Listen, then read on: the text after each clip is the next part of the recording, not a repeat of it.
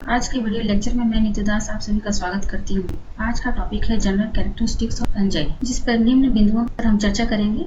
सबसे पहले introduction to fungi, habitat अर्थात आवास, thallus, structure of fungal cell, fungal growth, haustoria, nutrition and reproduction. Fungi शब्द की उत्पत्ति लैटिन शब्द फंगो से हुई है, जिसका अर्थ है टू फ्लरिश। इस शब्द का उपयोग अचानक उगने वाले मशरूम के संदर्भ में किया गया है। फंजाई एक सिंपल थैलस जैसे प्लांट का एक लार्ज ग्रुप है जिसमें क्लोरोफिल नहीं पाए जाते हैं। इनकी वर्तमान में 5100 जेनरा और लगभग 1 लाख स्पीसीज ज्ञात है। एलेक्सोपोलिस के अनुसार फंजाई की डेफिनेशन दी गई है, जो इस प्रकार से है। फंजाई न्यूक्लिएटेड स्पोर्स धारण करने वाले क्लोरोफिल रहित जीव हैं जो सेक्सुअली रिप्रोड्यूस होते हैं एवं इनका filamentous branch somatic structure chitin से बने सेल वाल से घिरी होती है। नेक्स्ट है कैरेक्टरिस्टिक्स ऑफ फंजाई। इसमें सबसे पहले देखेंगे हैबिटेट अर्थात आवास। ये सर्वव्यापी होते हैं एवं सभी जगह पैरासाइट एवं सेप्रोफाइट्स एंड सिम्बायोट्स के रूप में रहते हैं। थैलस, इनका वेजिटेटिव फेज थैलस कहलाता है, जो 2 प्रकार के होते हैं, यूनिसेलुलर और फिलामेंटस। कुछ लोअर फंजाई जैसे काइटाइड्स में थैलस स्फेरिकल, गोलाकार एवं सिंगल सेल स्ट्रक्चर होते हैं। इन्हें यूनिसेलुलर थैलस कहा जाता है। जबकि प्लाज्मोडियोफोरा के वेजिटेटिव फेज एक नेकेड मल्टीन्यूक्लिएट प्रोटोप्लाज्म का एमीबॉइड मास होता है, जिसे प्लाज्मोडियम कहा जाता है। फिलामेंटस थैलस, अधिकांश फंजाई में फिलामेंटस थैलस होते हैं, जो स्पोर के जर्मिनेशन से ओरिजिनेट होती है। स्पोर भूमि पर अथवा उचित सबस्ट्रेटम पर जर्मिनेट होकर छोटा टेबुलर लाइक स्ट्रक्चर बना लेते हैं, जिसे हाइफी कहा जाता है। ये सभी हाइफी एकत्रित होकर एक फंगस की वेजिटेटिव बॉडी अर्थात थैलस बनाते हैं, जिसे माइसीलियम कहा जाता है। माइसीलियम 2 प्रकार के होते हैं, असेप्टेड माइसीलियम एवं सेप्टेड माइसीलियम। कुछ फाइकोमाइसीटिस एल्गी फंजाई के हाइफी, मल्टीन्यूक्लिएट एवं असेप्टेड होते हैं। इस प्रकार के माइसीलियम सिनोसिटिक कहलाते हैं और इनमें क्रॉस वाल नहीं पाया जाता है।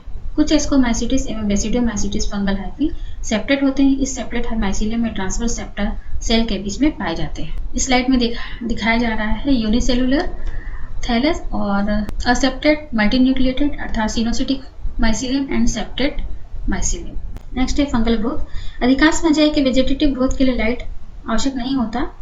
इनकी ग्रोथ के लिए optimum temperature 22 to 27 degree centigrade एवं minimum temperature 2 to 5 degree centigrade एवं maximum temperature 35 to 40 degree centigrade होते हैं।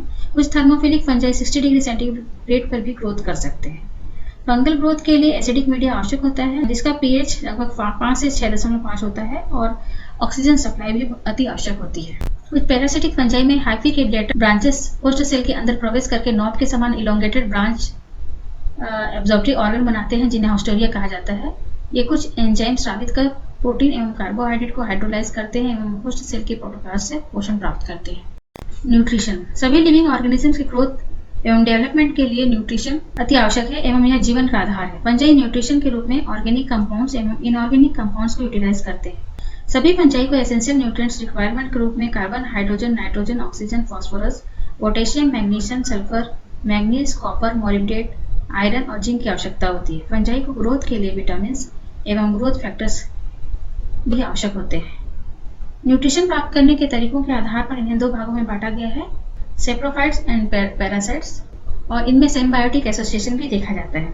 पैरासाइट्स ये प्लांट्स और एनिमल्स के बॉडी में रहते हैं और न्यूट्रिएंट्स के रूप में ऑर्गेनिक सब्सटेंस एब्जॉर्ब करते हैं। इसका सबसे अच्छा एग्जाम्पल है रस्ट और स्मट डिजीज, जो कि प्लांट्स में पाए जाते हैं। सेप्रोफाइट्स ऐसे फंजाई जो डेड और डिकम्पोजिंग ऑर्गेनिक मैटर पर अपना न्यूट्रिएंट्स प्राप्त करते हैं। ये एनिमल, इसका एग्जाम्पल है यीस्ट और मोल्ड्स। कुछ फंजाई दूसरे प्लांट्स के साथ म्यूचुअल बेनिफिशियल एसोसिएशन में रहकर न्यूट्रिशन प्राप्त करते हैं। फंजाई के सिम्बायोटिक एसोसिएशन का सबसे अच्छा उदाहरण लाइकेन है। लाइकेन एल्गी एवं फंजाई का सिम्बायोटिक एसोसिएशन है, जिनमें से ये एक दूसरे से इंटरट्विन अर्थात गुथे हुए रहते हैं। फंजाई सबस्ट्रेटम से मिनरल एवं वाटर एब्जॉर्ब करके एल्गी को दे देता है एवं एल्गी फोटोसिंथेसिस प्रोसेस से फूड सिंथेसाइज करके फंगल पार्टनर को देता है। माइकोराइजा या प्लांट रूट्स और कुछ फंगल हाइफी के बीच सिम्बायोटिक एसोसिएशन को डिफाइन करते हैं। इस एसोसिएशन फंगल हाइफी सॉइल से न्यूट्रिएंट्स एवं वाटर एब्जॉर्ब करके प्लांट रूट्स को देते हैं। इसके बदले में फंगस फूड एवं शेल्टर प्राप्त करता है। नेक्स्ट कैरेक्टर से रिप्रोडक्शन। फंगस में सेक्सुअल और असेक्सुअल रिप्रोडक्शन दोनों तरह के रिप्रोडक्शन पाए जाते हैं। असेक्सुअल रिप्रोडक्शन में न्यूक्लियाई के फ्यूजन के बिना ही स्पोर्स का फॉर्मेशन होता है। यह रिप्रोडक्शन फ्रेगमेंटेशन, फिजन, बर्डिंग एवं स्पोर फॉर्मेशन इत्यादि द्वारा होते हैं। फ्रेगमेंटेशन द्वारा वेजिटेटिव प्लांट बॉडी का एक पार्ट या फ्रेगमेंट डिटेच हो जाता है और यह पेरेंट प्लांट बॉडी से अलग होकर न्यू इंडिविजुअल्स में डेवलप होते हैं। फिजन, इस प्रोसेस में सोमेटिक सेल्स का स्प्लिटिंग होता है जिसके परिणाम स्वरूप 2 सेल्स का फॉर्मेशन होता है। थर्ड है बर्डिंग। इस मेथड में पेरेंट सेल से स्मॉल आउटग्रोथ एवं बर्ड प्रोड्यूस होते हैं जो बाद में सेपरेट होकर न्यू इंडिविजुअल की तरह व्यवहार करते हैं। नेक्स्ट मेथड है स्पोर फॉर्मेशन। फंजाई में विभिन्न प्रकार के स्पोर्स बनते हैं। ये स्पोर्स माइन्यूट, ग्लोबस एवं ओवल शेप एवं डिफरेंट कलर्स एवं साइज के होते हैं। स्पोर प्रोडक्शन के लिए रिस्पॉन्सिबल स्ट्रक्चर स्पोरोफोर कहलाता है। फंगल स्पोर्स को मुख्य रूप से 2 ग्रुप में डिवाइड किया गया है, स्पोरेंजियोफोर एवं कोनिडिया। स्पोरेंजियोफोर, कई फंजाई में स्पोरोफोर्स के terminal end sac like structure sporangium बनाते हैं। स्पोरेंजियम युक्त स्पोरोफोर स्पोरेंजियोफोर कहलाता है। यह स्पोरेंजियोफोर कोलुमेला के रूप में स्पोरेंजियम तक एक्सटेंड हो जाते हैं। स्पोरेंजिया के अंदर उत्पन्न होने वाले स्पोर्स स्पोरेंजियोफोर कहलाते हैं। स्पोरेंजियोफोर 2 प्रकार के होते हैं।